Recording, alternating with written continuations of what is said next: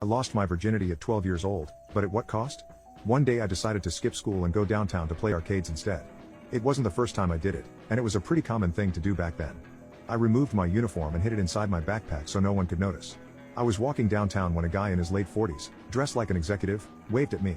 I thought he was the father of a friend who transferred to another school a couple of months before, so I waved back and kept walking. I stopped at a newsstand to check some comic books, and when I turned around, the guy was right behind me. "Hello," he says. "Hi me. How are you doing?" he asks. "I'm fine, you?" My answer. "I'm okay, thanks. Did you skip school?" "Not at all," I say, trying to lie my way out. "One of my professors is sick, so they give us the day off." "Oh, I see.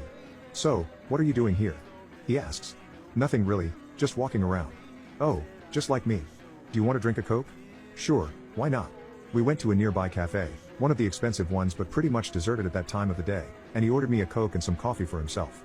We talked for a while, pretty much about nothing, and at some point, I asked about my friend. I was still convinced that this guy was his father, and I got a who?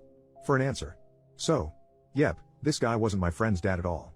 In fact, I had no effing clue who this guy was, as I never saw him before in my life. Yet, he was a cool guy. And I was an idiot, so I stayed with him. After a while, we started talking about comic books. He saw me looking at comic books on the newsstand, a subject he knew a lot about.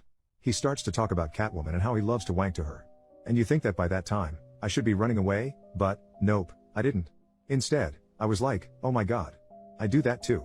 So we started to talk about how we both love to wank to comics, and at some point, he started talking about adult videos and how much he loves it.